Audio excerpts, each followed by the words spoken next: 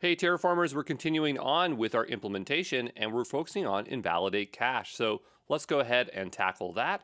I have a new issue open for that called invalidate CloudFront distribution. I created this ticket earlier by accident, so you're just going to have to go ahead and create the ticket here to match and to generate out that branch. My branch is probably not up to main, so I might have to merge that. That's not a problem for you, that's just a problem for me. But I'm going to go ahead and switch over to that branch and we'll get to work. So this one is 31. I know it's out of order, but 31 invalidate content cache. And again, focus on your numbers, not my numbers, right? Your numbers are going to be different or might be different from mine for issuing and pull requests. So we'll go ahead and open that up. And we used Terraform data in the last one. We're going to use Terraform data again, but in the other way that it's supposed to be used. So we're going to get great coverage. I don't even think the exam really covers that much, but it is a very practical implementation that you should practically know. So, we're filling gaps here on the bootcamp side. Anyway, so what I want to do is just do a git pull, even though everything is pulled already. And I'm just going to bump up the font so you can see. Again, you don't need to do this if you are... you wouldn't have had to need to do this because this would have forked off of main, the latest.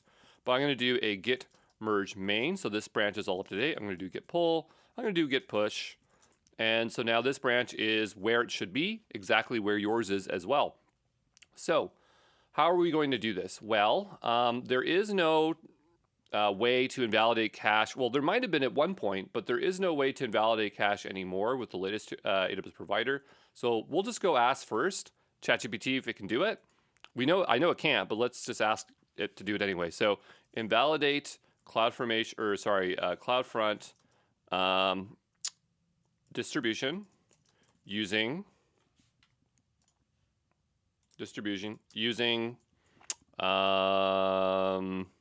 Terraform. Okay, and so that's what I want to see if it can try to figure out.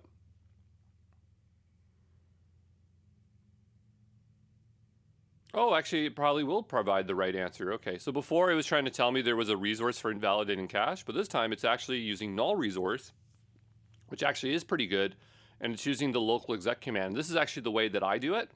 And so, yeah, this is pretty much generally how we want to do it, except that null resource is the old way of doing it. Null resource is still around, but Terraform data is its replacement. They kind of work the same. The syntax is a little bit different. But the idea here is that we want to have it so when there is a change to something, then it will, like maybe a file or something, and we're going to watch our content version. So when our content version is going to change, we want to trigger a provisional local exec, which is going to run a CLI command locally to invalidate the cache.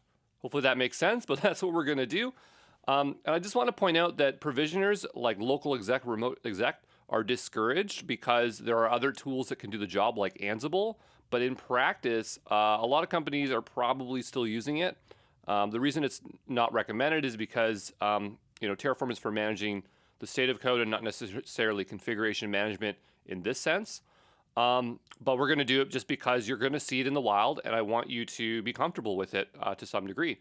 It'd be nice if we had a little bit of time for Ansible, but that might open a large can of worms just for this. So I'm kind of don't want to do that here today. But let's go ahead and implement this. But we're going to use Terraform data because null resource is the old way of doing it, and Terraform data is better because it doesn't require you to install a provider. We don't have to pull anything down. So what we're going to do is make our way over to our modules, and we're going to open up CDN.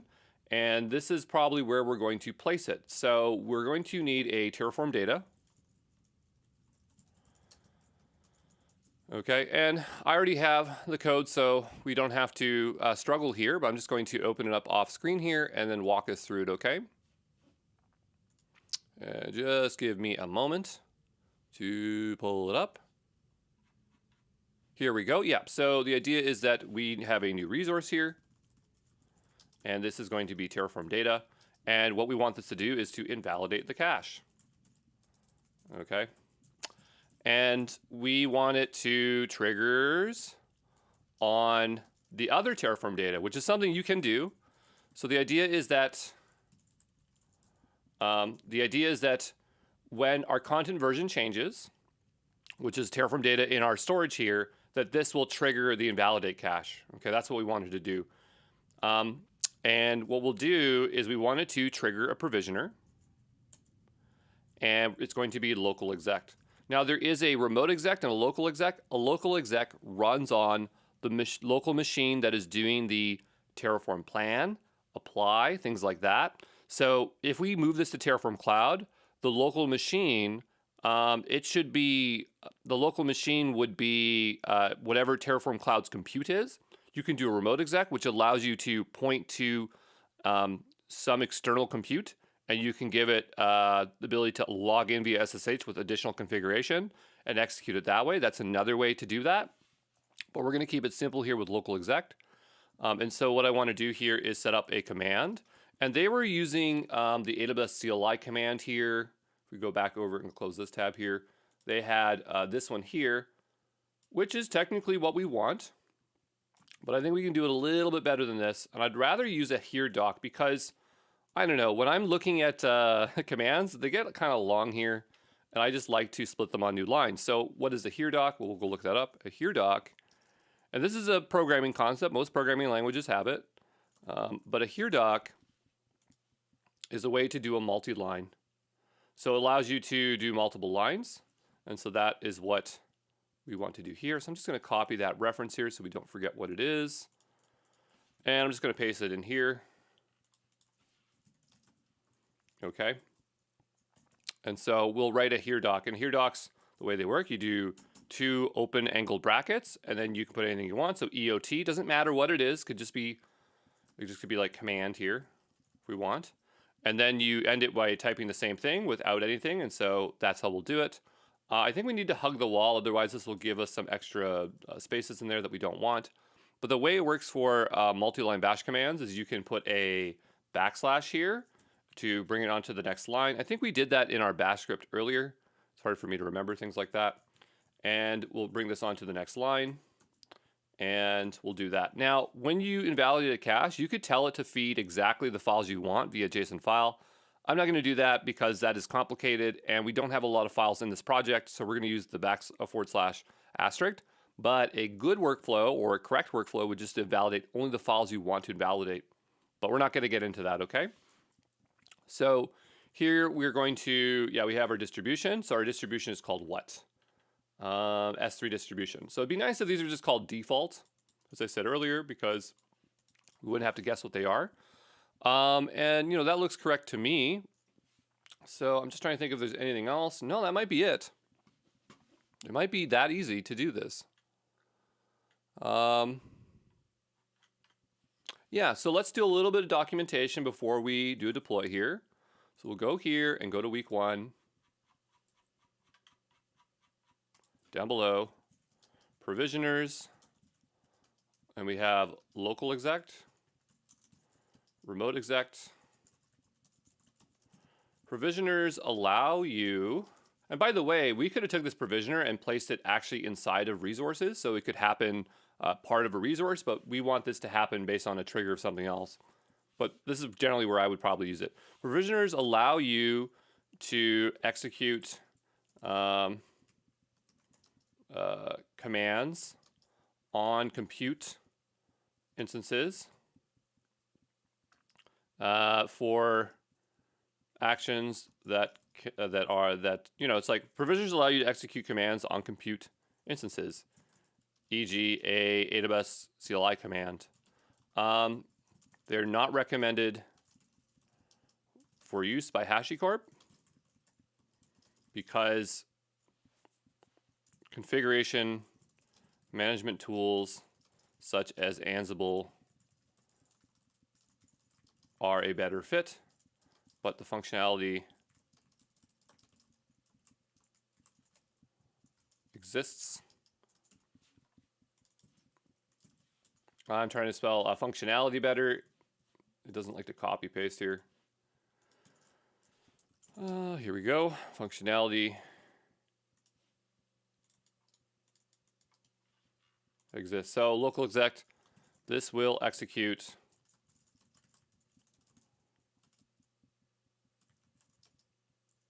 a command on the machine running the Terraform commands, e.g. plan apply. This will execute commands on a machine which you target. You will need to provide credentials such as SSH to get into the machine. Okay, so yeah, it's not recommended, but in most cases, when you're small projects and you don't want to install Ansible and you're okay with doing it, you're probably going to see this in the wild quite a bit. We should probably point to this at least. So we'll go, yeah, it's actually right here, providers. And I wonder if they're kind of discouraging it here. Well, there's the word providers. I mean provisioners, sorry. I'm looking providers, provisioners, Terraform. Over here. See, they say provisioners as a last resort. Sure, HashiCorp. Last resort. I think a lot of people use them. But yeah, it's just because you can run into issues with them. So we'll just go here and say provisioners. And you can read all about it. So they say Terraform includes concepts of provisioners as a measure of pragmatism. Exactly, pragmatism. Knowing that there are always certain behaviors that cannot be directly represented in Terraform declarative models. However, due to the amount of complexity, etc., use other things. And so they have a lot of options for other things. Passing data into virtual machines and other compute resources. When deploying virtual machines, etc. So, they have a lot of stuff here. Yeah, so there's stuff that we can do here. You can add control. Yeah.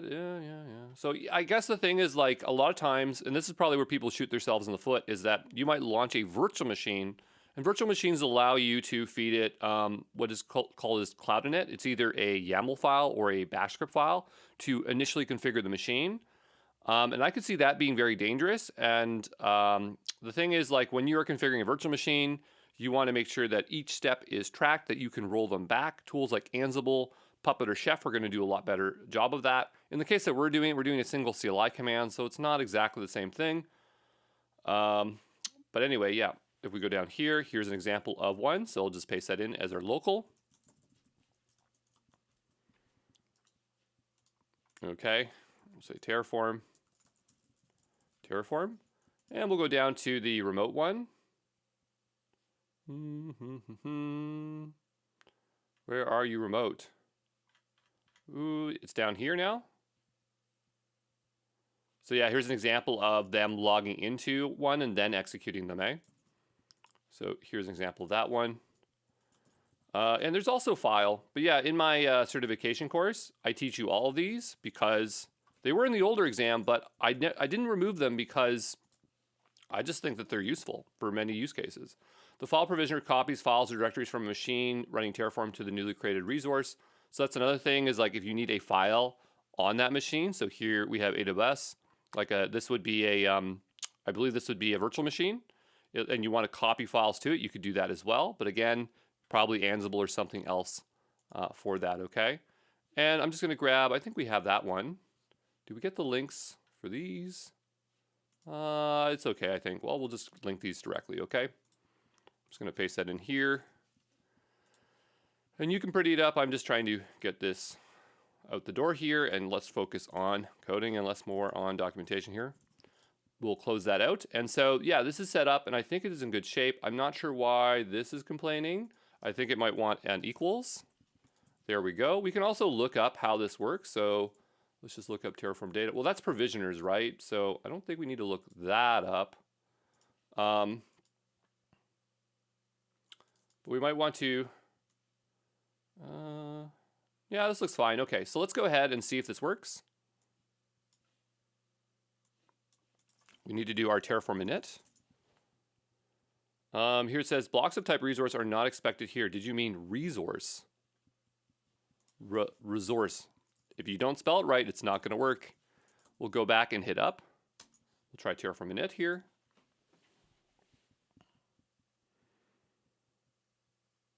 Okay, and then we'll do a Terraform plan. And now notice it's prompting for the content version. This was something that I was trying to get it to do the other day. Remember, it wasn't working. Why is it prompting now? I don't know. I guess because it's not there, which is kind of frustrating. Or maybe it's because we're using it in Terraform data and the value is not present, and so it's complaining. Let's go take a look over here to our TFRs. It's not there. It's here, but it's not there. What the heck? Because it copies that file over. So is that file not ignored? It should be.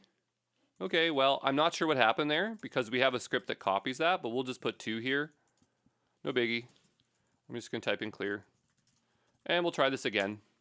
But that was that prompt I was talking about before. You know?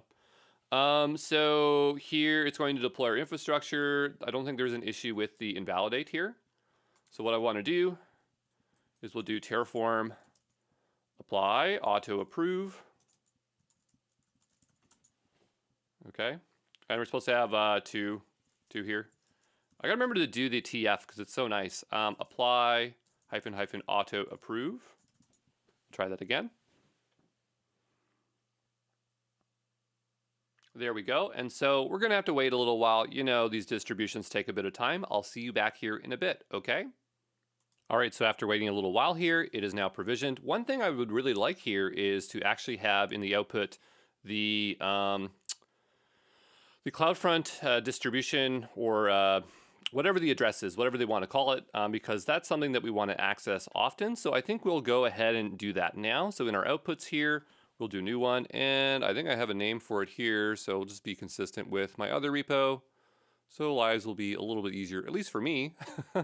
And I'm just going to check that there. What did I call that? CloudFront URL. Okay, great. That seems good to me. So I'm going to say CloudFront URL. And we'll give it a value here. And this isn't our module, yeah. Okay, that's fine. So this has to be AWS CloudFront Distribution S3, and then its domain name. Why it's called domain name, I don't know. Why it's not endpoint like the other one, not sure. But what we'll do is go over here and we'll look at our other outputs down below. And we'll do something similar. So we have output CloudFront URL and bring that over as such. We'll give it a description. So description. This is going to be the CloudFront distribution distribution domain name. And the value will be module TerraHouse CloudFront, whoops. Module TerraHouse, yeah.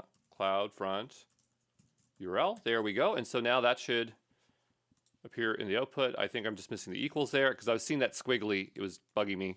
So let's go ahead and do a Terraform plan, or just do a Terraform apply because we know that's going to work. I'm getting that confident now. I gotta start typing TF. Always type in the full word, and I can't type well. So now we have that output, and that will make our lives a little bit easier because then we can just copy this here and then see if the website is working. There it is. It says, hello, Terraformers. We could also just curl that if we want to quickly preview it. What I'm going to do is go up to our public directory, and I want to go in here, and I'm just going to modify this. So let's say, hello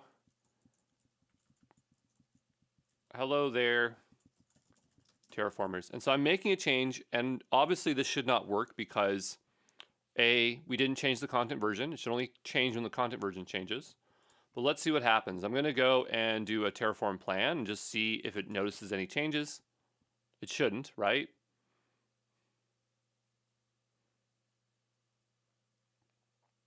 Terraform has compared your real infrastructure against your configuration and found no difference. Great. So it doesn't notice any difference because we need to increment that content version because of the way we set up the lifecycle and things like that. So now what we'll do is we'll go over to our TFRs. I'm going to increment this to 3.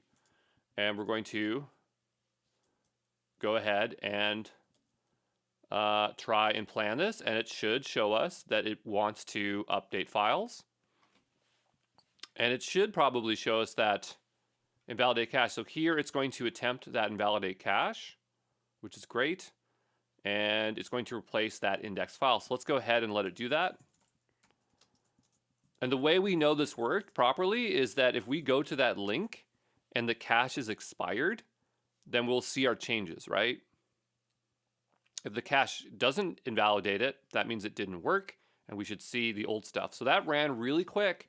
You'd be tempted to go take a look there and see that it's working, but it's not done yet. So what we need to do is make our way over to, what do you call it?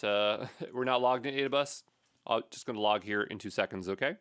All right, I'm logged in now. And so I'm going to go over to CloudFront because it doesn't finish immediately. So we'll go over to here, and we'll go to invalidations. Oh, and it's done. Okay. But sometimes it takes a little bit of time. So double check and make sure that it's done. Same thing with distributions. Just make sure that it's in an enabled state because sometimes things aren't done when we think they are done. What we'll do is go back over to here and we'll take a look at our link and see if it shows our new wording there. Okay. And it does. So our invalidate cache works. We've accomplished our goal here. We're in great shape. I'm going to go back and increment this to 1. Well, before we do, we'll tear down our infrastructure. So I'm going to just say Terraform destroy, or Terraform, destroy. We'll say TF destroy. TF destroy, and we'll say auto approve. Okay, so that will tear that down. This takes a little bit of time, so I'll see you back here when this is done tearing down, okay? All right, so this is now teared down. We're in good shape. We've already done our documentation. At least I believe that we did sufficient documentation. We're going to go ahead and commit this. This one is 31. Remember, your number might be different from mine because I made a mistake, okay? So we'll go here and just say invalidate CloudFront stack when content version changes. Okay, we'll go ahead and commit that, sync the changes, make our way over to our pull requests. We will create a new pull request. Yep, that's pushed, good. We will drop down, we'll go to that correct branch, which is 31 in my case. We're going to make sure that goes into main. Double check your files, make sure you're committing what you want to commit. Okay, create that pull request, create that pull request. I almost sound like an NPC, eh? You know those like TikTok NPC trends? Like create that pull request, create that pull request. Nobody suggests that I do that. I do not want to do that. Squash and merge, squash and merge. Okay, so now that we have that, we can go over to our tags. So we'll say get checkout main, get pull. Remember to do the pull. We'll drop this down. We are on 160. I want to do get tag 170, get push tags. There we go. This workspace is done. Okay, we'll see you in the next one. We're almost done. Week 1. Ciao.